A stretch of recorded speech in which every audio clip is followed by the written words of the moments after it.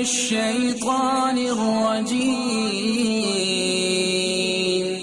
بسم الله الرحمن الرحيم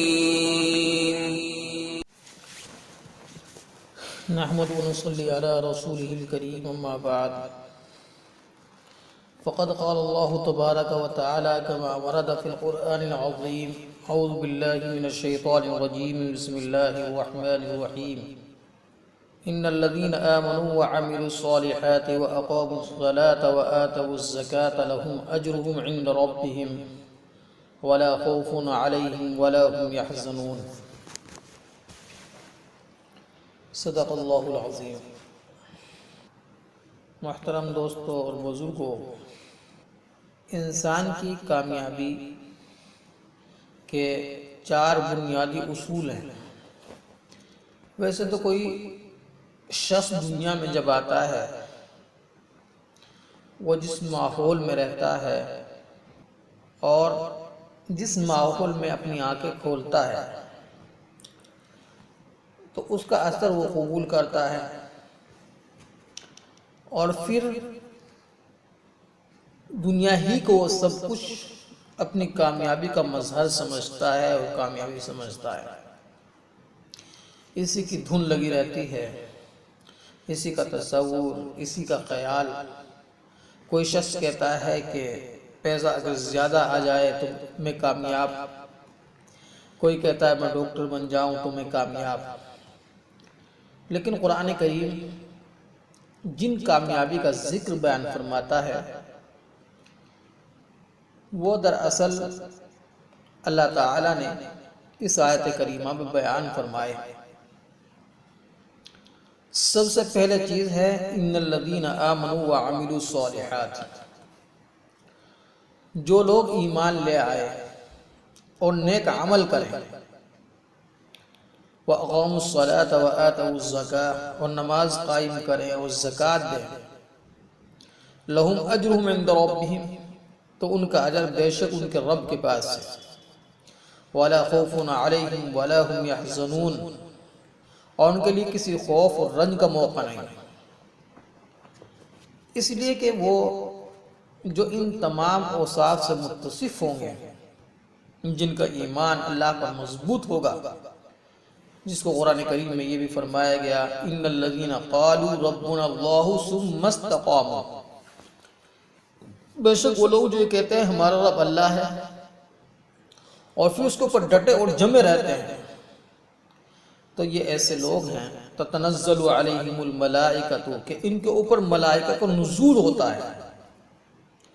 اللہ تخافوا ولا تحزنوا، نہ تم خوف کھاؤ نہ تم غمگین ہو، وَأَبْشِرُوا بِالْجَنَّةِ الَّتِي كُنْتُمْ تُوعَدُونَ، اور بشارت ہے تمہارے لیے اس جنت کی جس کا اللہ نے تم سے وعدہ فرمایا ہے۔ تو جو لوگ اللہ کے ولی ہیں تو ان کو غم کہیں گا، ان کو افسوس کیوں؟ ساری چیز دنیا میں جو ہوتی ہے، جو ہو کر رہے گی، وہ اللہ کی مرضی سے ہوتی ہے۔ کوئی ایک پتا درخت سے نہیں گرتا مگر اس وقت تک اللہ کے حکم سے گرتا ہے، اور اللہ کے وہ لوح محفوظ میں محفوظ ہیں۔ تو غم کس چیز کا؟ اور اسی طرح کی جو سورہ والعصر ہے اس کے اندر 4 چیزیں اللہ تعالیٰ نے جو بیان فرمائے۔ سب سے پہلے تو اللہ نے قسم کھائی، والعصر، زمانہ گواہ ہے، ان الانسان لفی خسر، بے شک انسان گھاٹے میں ہے، خسارے میں ہے، الا الذین آمنوا وعملوا الصالحات وتواصوا بالحق وتواصوا بالصبر، مگر وہ لوگ جو ایمان لائے، جنہوں نے اچھے عمل کیے، تواصوا بالحق، جو حق بات کی وصیت کرتے ہیں، اور اسی طریقے سے وتواصوا بالصبر، اور جو صبر کی وصیت کرتے ہیں۔ تو جو حقیقی کامیابی کے جو بنیادی اصول قرآن کریم نے بیان فرمائے، اس سے پہلے سمجھو کہ اس دنیا میں انسان کی 2 بڑی خواہشیں اور تمنائیں۔ یہ 2 خواہشیں ایسی ہیں کہ آدمی چاہے برا ہو یا بھلا، ہر ایک کی خواہش ہوتی ہے۔ نیک آدمی یہ خواہش کرتا ہے، برا آدمی بھی خواہش کرتا ہے۔ ایک خواہش اس کی ہوتی ہے کہ مجھ سے کوئی ایسا کام نہ ہو، ایسی حرکت نہ ہو جس پر بعد میں مجھے پچھتانا پڑے۔ شرمندگی کا احساس ہو، اور بعد میں مجھے لگے یہ میں نے کیوں کر دیا ایسا، افسوس کرنا پڑے، اور پھر یہ اپنی زبان سے کہنے لگے یہ کام نہ کرتا تو اچھا تھا، یہ حرکت مجھ سے نہ ہوتی تو کتنا اچھا ہوتا۔ برا آدمی بھی سوچتا ہے میں یہ حرکت نہ کرتا تو اچھا تھا، مجبوری میں کر دی، سوچے سمجھے بغیر کر دی، زیادہ سوچنا چاہیے تھا، مشورہ کرنا چاہیے تھا، جذبات میں آگے، جوش میں آگے پیچھے نہیں دیکھا۔ جو حرکت ہم نے کی صحیح نہیں تھی اس کا افسوس ہے، اس کا غم ہے۔ ایک تو یہ ہے۔ دوسری چیز انسان کی خواہش یہ ہوتی ہے جو اس نے کیا ہے اس پر اس کی پکڑ نہ ہو، کسی کو اس کو پتہ نہ چلے، اور پتہ چل جائے تو اس سے بچنے کی کوئی تدبیر ہو، یہ معلوم ہو جائے کیسے میں اس غلطی کی مار سے بچ سکتا ہوں، مجھے جو خمیازہ بھگتنا پڑے گا اس سے کیسے میں بچ سکتا ہوں، اور اس سے بچنے کے کیا راستے ہیں، کیا تدبیریں ہو سکتی ہے۔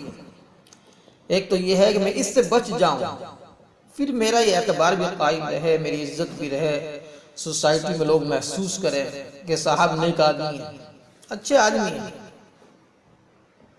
اگر کوئی نیک آدمی ہے تو یہ خیال بھی ہو اللہ کا مقبول بندہ ہے، اللہ کی عبادت کرنے والا بندہ ہے، اس کی اطاعت کرنے والا بندہ ہے۔ تو یہ دو خواہشیں انسان کی فطرت میں رکھی گئی ہیں۔ ایک یہ کہ آدمی یہ چاہتا ہے کوئی ایسا کام اس سے سرزد نہ ہو، کوئی ایسی حرکت نہ ہو جس سے بعد میں اسے پریشانی ہونے پر بعد میں اس کو شرمندگی کا احساس ہو، اور دوسری یہ ہے کہ اگر ہو جائے تو فکر ہے کہ بھائی اس میں پکڑے جائیں گے، جن کے لیے آدمی چھپتا پھرتا ہے، بچتا ہے، اپنے مقدمات جھوٹے سچے طریقے سے پیش کرتا ہے، ثابت کرنے کی کوشش کرتا ہے تاکہ دنیا یہ سمجھے یہ صحیح کام کر رہا ہے۔ قرآن مجید یہ کہتا ہے انسان کی یہ جو فطری خواہش ہے، ہر انسان کی خواہش ہے، میں تمہیں بتاتا ہوں کہ تم دونوں چیزوں سے کیسے بچ سکتے ہو۔ ایک یہ کہ تم جو کچھ کر رہے ہو اس کے بارے میں تمہیں اطمینان ہوگا کہ غلط نہیں کیا، صحیح کیا ہے، غلط کیا ہے، یہ پریشانی نہیں لائق ہوگی، کیا ہو گیا تھا سوچا نہیں، اور بے خیالی میں ایسا قدم اٹھ گیا۔ اسی کو اس طرح کہا جائے گا کہ آدمی کو ماضی کی فکر نہیں ہوگی، یہ اندیشہ نہیں رہے گا کہ ہماری زندگی کیسے گزری، سوچا ہی نہیں ہم نے، سمجھا ہی نہیں، لوگوں کو نصیحت پر عمل نہیں کیا، مشورہ دینے والے مشورہ دیتے رہے، بتانے والے بتاتے رہے، ہم نے اس کا خیال بھی نہیں کیا، اس کا افسوس کل نہیں ہوگا۔ اور چند غلط اعمال کی وجہ سے جو خطرات انسان کو لاحق ہوتے ہیں اس سے بھی وہ بچ جائے گا، اس لیے کہ ہر کام کا ایک نتیجہ نکلنے والا ہے اور لازمی نکلے گا۔ آدمی نے اگر چھری اپنے اوپر پھیر لی ہے تو کٹی جائے گا، ہاتھ کسی کو روکنے سے تو نہیں رک سکتا۔ تو غلط کام اس کے نتائج سے بچنے کی فعلی ترکیب اللہ بتا رہا ہے۔ اس وقت میں نے سورہ بقرہ کی آیات آپ کے سامنے پڑھی، اس میں 4 باتیں بیان کی گئی۔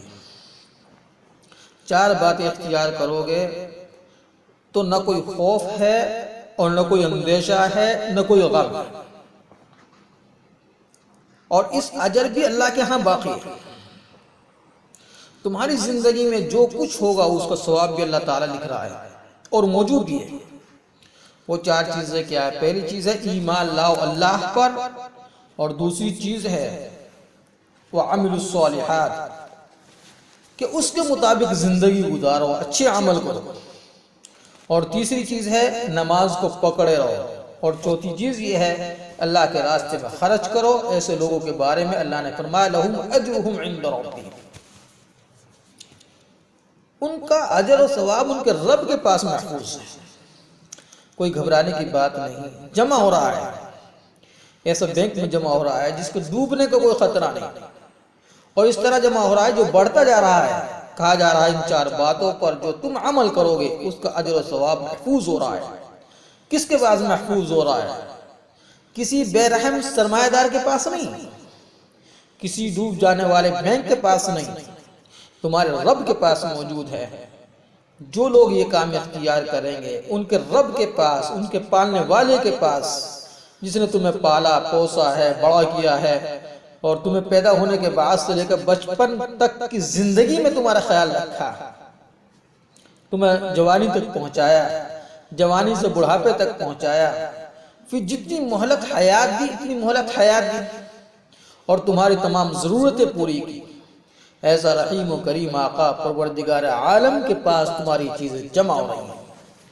وہاں جب تم جاؤ گے تو یہ فکر لائق نہیں ہوگی کیا کھو دیا ہم نے، اس چیز نے زندگی برباد کر دی، یہ فکر نہیں ہوگی، نہ کوئی ڈر ہوگا۔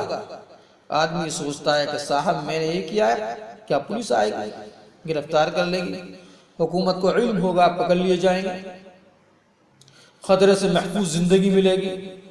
ایسی زندگی جس کے بارے میں سوال پیدا ہی نہیں ہوگا، اب ہوگا کیا، ہمارا حشر کیا ہوگا، کتنے دن کی سزا ہوگی، کس قسم کی سزا ہوگی، یہ چار چیزیں بتائے گی اس آیت کریمہ میں۔ پہلی بات بتائی تم میں ایمان ہونا چاہیے اللہ پر ایمان، اور اس بات کو ماننا اللہ تمہارا خالق ہے، تم اس کے بندے ہو، تمہارا راستہ صحیح ہے، ایسا ایمان کہ وہ آدمی کو اللہ کا فرمان بردار بنا دے، شک و شبہ والا ایمان نہیں۔ قرآن کریم میں کہا گیا انما المؤمنون الذین آمنوا باللہ ورسولہ ثم لم یرتابوا، ایمان والے وہ ہیں جو اللہ اور رسول پر ایمان لاتے ہیں اور پھر شک نہیں کرتے۔ اسی لیے بدوی کے بارے میں آیا قالت الاعراب آمنا قل لم تؤمنوا ولكن قولوا اسلمنا ولما يدخل الايمان في قلوبكم وان تطيعوا الله ورسوله لا يلدكم من اعمالكم شيئا۔ یہ بدوی لوگ آپ کے پاس آتے ہیں محمد صلی اللہ علیہ وسلم اور کہتے ہیں ہم ایمان لائے، قل لم تؤمنوا، آپ فرما لیجئے تم ایمان نہیں لائے، ولیکن قولوا اسلمنا، لیکن یہ کہو کہ ہم اسلام لے آئے، وَلَمَّا يَدْخُلُ الْإِيمَانُ فِي قُلُوبِكُمْ، ابھی تو تمہارے دلوں میں ایمان جاگوزی ہوا بھی نہیں۔ تو ایمان مضبوط ہو اللہ پر کہ اللہ میرا خالق اور مالک ہے، اس نے مجھے بنایا ہے، یہ نظام اس نے بنایا ہے، اس نے مجھے پیدا کیا ہے، اور پھر اس کے بعد اس کی کتابوں پر، اس کے رسولوں پر، اور پھر آخرت کے دن پر کہ مجھے قبر میں جانا ہے اور منکر نکیر کے سامنے جواب دہ ہونا ہے، اللہ کے سامنے حاضر ہونا ہے، اور پھر اللہ تعالی ہر چیز کے بارے میں تم سے سوال کریں گے۔ الْيَوْمَ نَخْتِمُ عَلَىٰ أَفْوَاهِهِمْ وَتُكَلِّمُنَا أَيْدِيهِمْ وَتَشْهَدُ أَرْجُلُهُمْ بِمَا كَانُوا يَكْسِبُونَ، آج تمہارے کان بھی بولیں گے، آج تمہاری آنکھیں بھی بولیں گی، تمہارے اعضاء بھی بولیں گے، اور تمہاری زبانوں کو تالے لگا دیے جائیں گے۔ ہر چیز کے بارے میں اللہ تعالیٰ تم سے سوال کرے گا۔ تو بہرحال یہ ہے کہ ثُمَّ لَمْ يَرْتَابُوا، اس ایمان میں کوئی شک شبہ نہ ہو، خرچ بھی کر رہے ہیں، محنت بھی کر رہے ہیں، معلوم نہیں کیا ہوگا، یہ خیال نہیں آتا، ہم اللہ کے دین پر چل رہے ہیں، اتنی تکلیفیں برداشت کر رہے ہیں، نماز پڑھ رہے ہیں، اللہ کے راستے میں خرچ بھی کر رہے ہیں، حج بھی کر لیا، زکوٰۃ بھی دے رہے ہیں، معلوم نہیں صاحب کیا ہوگا، نہیں، یہ ایمان کی کمزوری کے دلیل ہے۔ ایمان یہ ہے اللہ کا یہ حکم ہے، اللہ نے کہا نماز پڑھو، ہم پڑھ رہے ہیں، اس نے کہا تمہارے مال میں اتنا حصہ اللہ کے راستے میں خرچ کرو، کر رہے ہیں، اس نے کہا رمضان کے روزے رکھو تو اس کو رکھنا ہے، اس نے کہا تمہارے پاس پیسے جمع ہو گیا حج کرو تو حج کر رہے ہیں، اس نے کہا اللہ کے دین کے راستے میں خرچ کرو تو خرچ کر رہے ہیں، جو کچھ کر رہے ہیں ہم اپنے فائدے کے لیے کر رہے ہیں۔ اسی سلسلے میں قرآن کریم میں فرمایا گیا تم اگر کوئی کام کرتے ہو، تم کوئی محنت کرتے ہو، تکلیف برداشت کرتے ہو تو اپنے لیے کرتے ہو، اللہ کا کوئی نقصان نہیں کرتے۔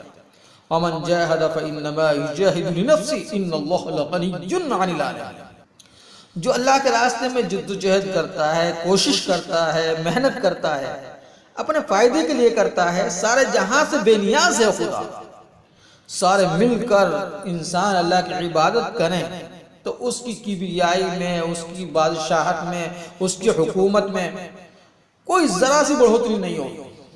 تمہاری دعا کا، عبادت کا، تمہارے صدقے خیرات کا، تمہاری خدمت کا، تمہاری فرم برداری کا وہ محتاج نہیں۔ اگر تم ناراض ہو کر بیٹھ گئے، روٹ گئے اور اس کی دین کی مخالفت شروع کر دی تو اس کے اقتدار میں کوئی فرق آنے والا نہیں۔ لہذا تم جو بھی کرتے ہو اپنے فائدے کے لیے کرتے ہو۔ فرمایا پہلی بات یہ کہ ایمان پکا ہو، ایسا ایمان جس کے بعد شک و شبہ کی گنجائش نہ رہے۔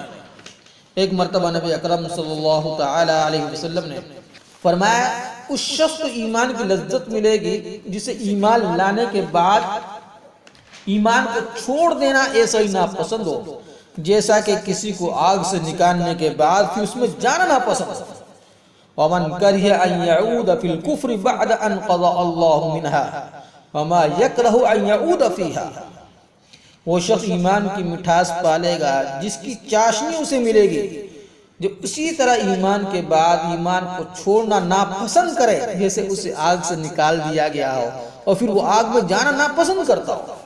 اگر کوئی شخص آگ میں چلا جائے، ظاہر سی بات ہے اس کی تپش اور اس آگ کی جو مصیبتیں ہیں جو اس نے جھیلی ہیں اور جس سے وہ بچا ہے، وہ کبھی نہیں چاہے گا اس آگ میں دوبارہ جائے۔ تو اسی طریقے سے جو شخص ایمان لے آیا اللہ پر تو وہ کفر میں جانا اسی طرح برا سمجھے جیسے کوئی شخص آگ میں جانے والا آگ میں جانا برا سمجھتا ہے۔ اسی وجہ سے اسلام نے ایمان اور نفاق میں فرق کیا۔ ایمان کا دعویٰ سب کرتے ہیں لیکن قرآن کہتا ہے ایمان الگ چیز ہے، نفاق الگ چیز ہے۔ منافق بھی ایمان کا دعویٰ کرتا ہے، سخت ناپسند کرتا ہے اگر اسے کہا جائے تمہارا اللہ پر ایمان نہیں۔ قرآن شریف کے پہلے پارے کے شروع میں کہا گیا وَمِنَ النَّاسِ مِن يَقُولُ آمَنَّا بِاللَّهِ وَبِالْيَوْمِ الْآخِرِ وَمَا هُم بِمُؤْمِنِينَ، کچھ ایسے لوگ بھی ہیں جو کہتے ہیں ہم اللہ پر ایمان رکھتے ہیں، ہمارا فیصلہ یہ وہ مومن نہیں۔ قرآن خود کہہ رہا ہے، وہ دعویٰ کر رہے ہیں، زبان سے کہہ رہے ہیں مومن ہے، قرآن کہتا ہے وَمَا هُم بِمُؤْمِنِينَ، وہ مومن ہے ہی نہیں۔ يُخَادِعُونَ اللَّهَ، بلکہ وہ اللہ کو دھوکہ دے رہے ہیں، اللہ کے ساتھ بھی چال چل رہے ہیں، تدبیریں کر رہے ہیں گویا کہ اللہ کو دھوکہ دیں گے۔ وَمَا يَخْدَعُونَ إِلَّا أَنفُسَهُمْ وَمَا يَشْعُرُونَ، وہ تو اپنے آپ ہی کو دھوکہ دے رہے ہیں لیکن اس کو سمجھ ہی نہیں۔ نفاق جب دل میں ہوتا ہے سمجھ سے بھی انسان محروم ہو جاتا ہے، وہ یہ بھی نہیں سوچ پاتا کہ میں اللہ کو کیا دھوکہ دوں گا، اس کے کھوٹے دل میں کیا ہے وہ تو اللہ دیکھ رہا ہے، اس کھوٹ کو چھپا سکتا ہے۔ قرآن کہتا ہے منافق کو اتنی موٹی بات بھی سمجھ میں نہیں آتی، فی قلوبہم مرض، ان کے دلوں میں مرض ہے، وہ ایسا مرض ہے جو محسوس نہیں کر رہے ہیں۔ فزادہم اللہ مرضا، اللہ نے اس بیماری کو بڑھا دیا، وہ بڑھا رہا ہے ان حرکتوں کی وجہ سے، اور ان کے لیے دردناک عذاب اس نے تیار کر رکھا ہے۔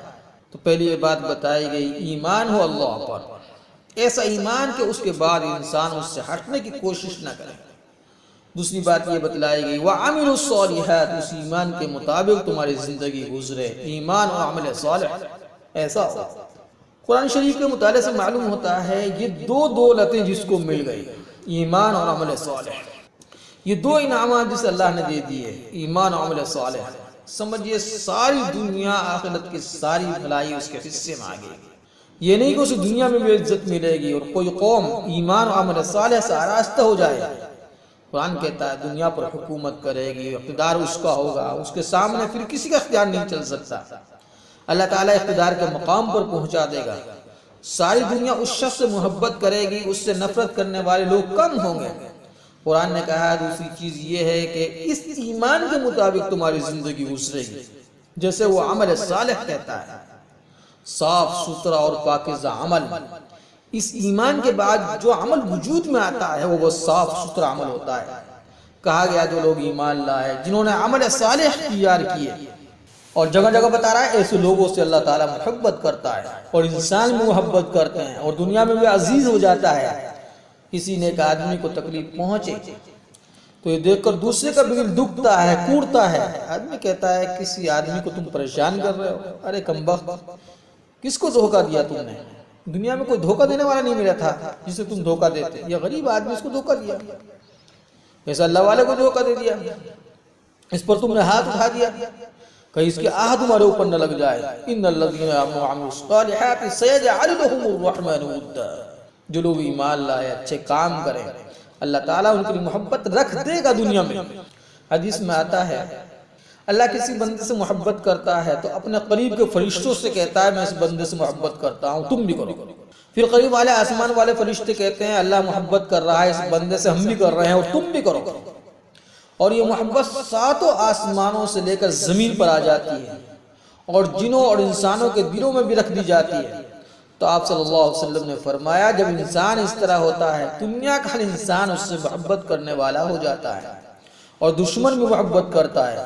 قرآن نے کہا ہے ہر وہ کام جو اللہ کی مرضی کے مطابق ہو وہ عمل صالح ہے، اللہ کی ہدایت کے مطابق ہو۔ نماز عمل صالح ہے اس لیے کہ اللہ نے اس کو حکم دیا ہے۔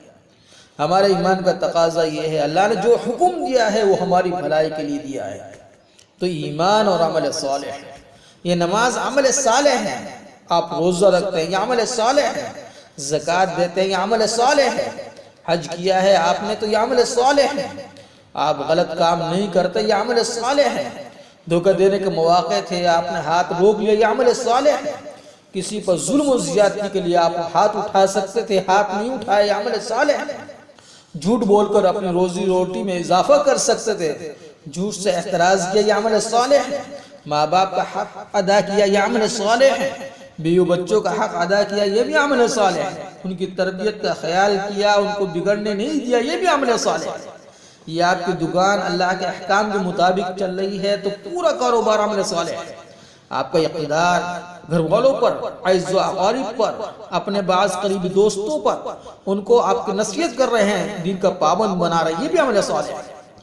آپ کا اقتدار ہے کسی بستی پر آپ وہاں کے پردان ہے آپ کے وہاں کے کوئی چیئرمین ہیں وہاں آپ کا کوئی اثر چل رہا ہے وہاں آپ نے دین پھیلایا یہ عمل صالح ہے. آپ کا اقتدار قائم ہو گیا کسی ملک پر وہاں اللہ کا دین نافذ کر رہے ہیں عمل صالح ہے. تو قرآن کریم نے کہا ایمان لاؤ عمل صالح اختیار کرو. جن لوگوں نے ایسی زندگی گزاری اللہ پر ایمان اور یقین اور اس کے حکم کے منتظر اور اللہ کے حکم کو جانانے کے لیے تیار رہے اللہ نے انہیں ترقی دی. یہ دو چیزیں اگر مل گئی تو قرآن کہتا ہے دنیا بھی سنور جائیں گے آخرت بھی سنور جائے گا. دنیا کا سنورنا تو ہم سب آنکھوں سے دیکھ سکتے ہیں. اللہ کا وعدہ ہے تمہاری آخرت بھی سنورے گی. جس نے ہماری دنیا سنواری وہ ہماری آخرت کیسے بگاڑ دے گا. وَأَقَامُوا الصَّلَاةَ وَآتَوُا الزَّكَاةَ نماز قائم کریں اور زکوٰۃ دیں. تیسری چیز ہے نماز کے پابند بن جائیں. نماز اس بات کی دلیل ہے انسان اللہ کو بھولا ہوا نہیں اسے اللہ یاد آ رہا ہے. کاروبار میں ہے تب یاد آ رہا ہے کھیتی باڑی میں ہے تب یاد آ رہا ہے آفس میں بیٹھا ہوا ہے اس وقت اللہ یاد آ رہا ہے دوستوں میں گپ شپ کر رہا ہے اس وقت اللہ یاد آ رہا ہے کھانا کھا رہا ہے اس وقت اللہ یاد آ رہا ہے سو رہا ہے تب اللہ یاد آ رہا ہے جاگ رہا ہے تب اللہ یاد آ رہا ہے. تو نماز اس بات کی دلیل ہے انسان اللہ کو بھولا ہوا نہیں اس کی یاد اسے بلا رہی ہے ہر وقت اس کے ذہن پر سوار ہے اسے متوجہ کر رہی ہے. آؤ اللہ کے دربار میں تھوڑی دیر کے لیے اللہ کے گھر کی طرف. اور جس کا اللہ کے گھر سے اس کی عبادت سے تعلق ہو گیا اس کی کامیابی میں کوئی شبہ نہیں اس کی زندگی بنتی چلے گئی. رسول اکرم صلی اللہ علیہ وسلم فرماتے ہیں کہ جس شخص کا دل مسجد میں اٹکا ہوا ہے یاد رکھو اللہ اسے عرش کے سائے میں جگہ دے گا.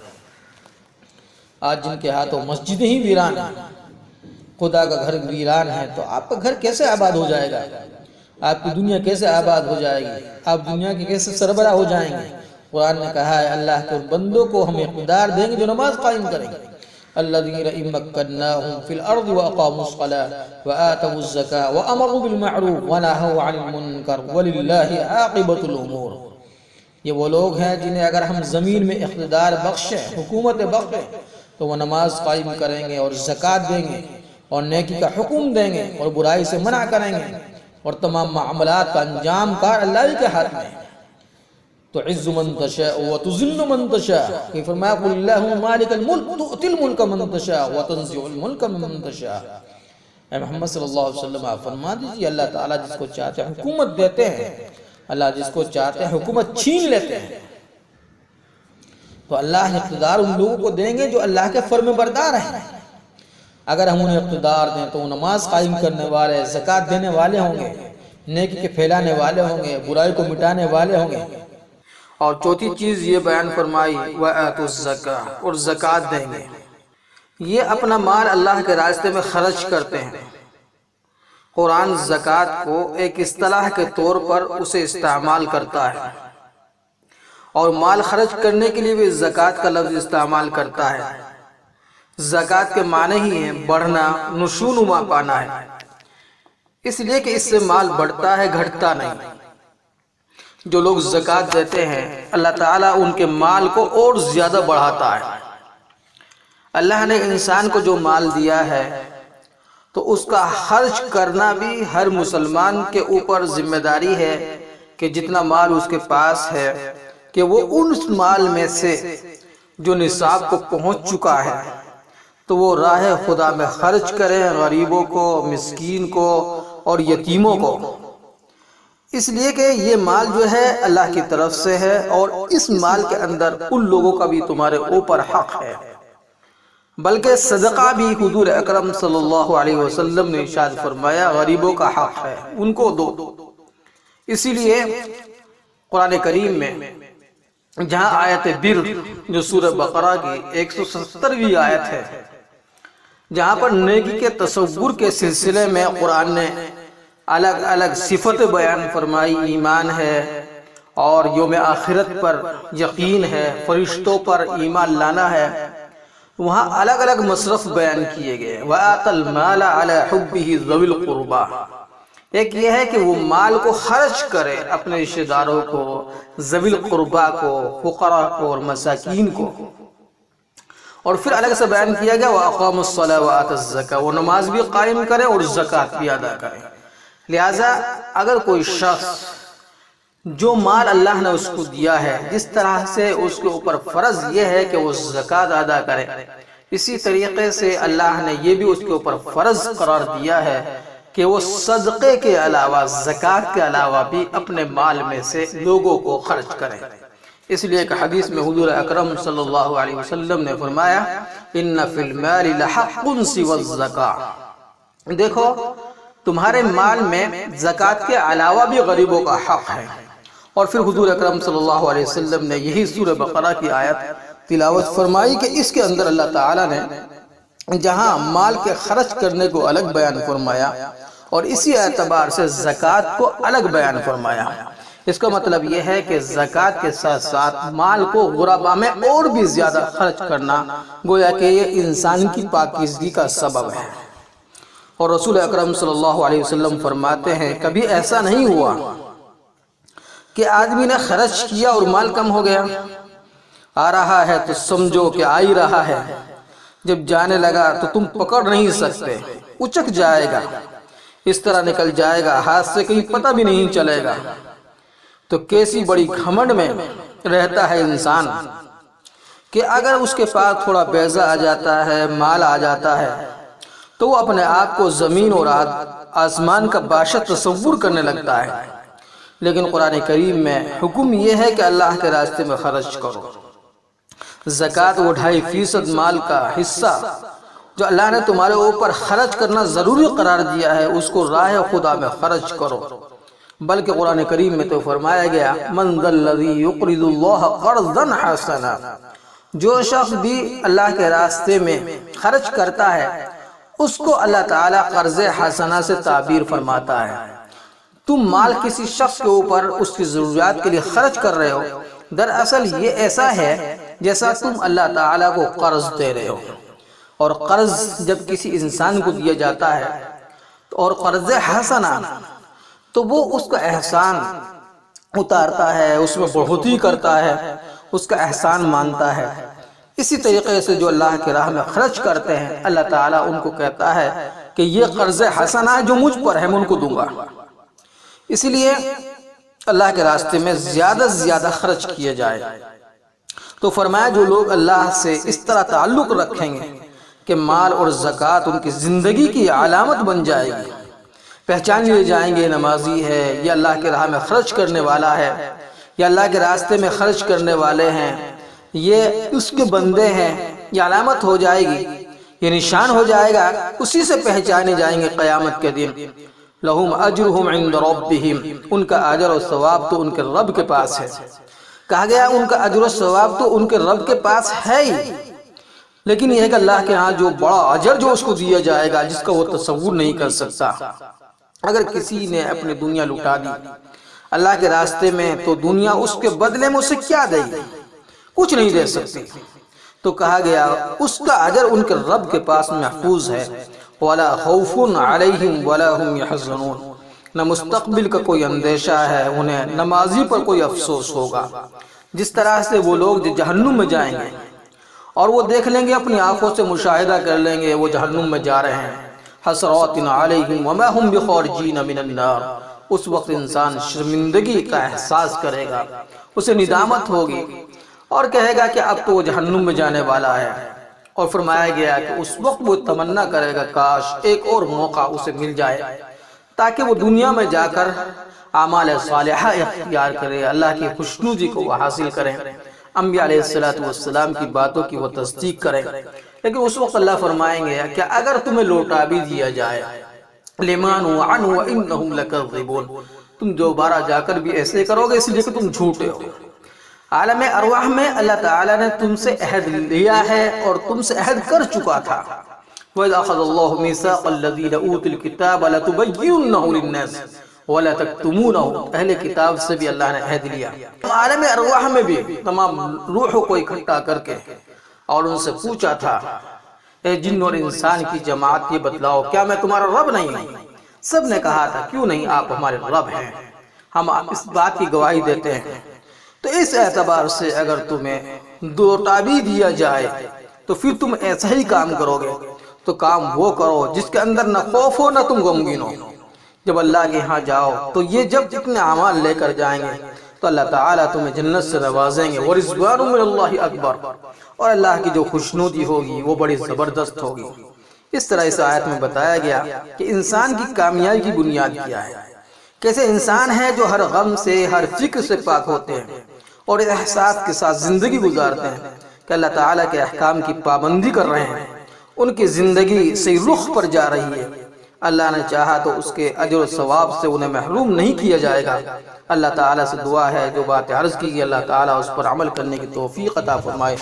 وآخر دعوانا الحمدللہ رب العالمین۔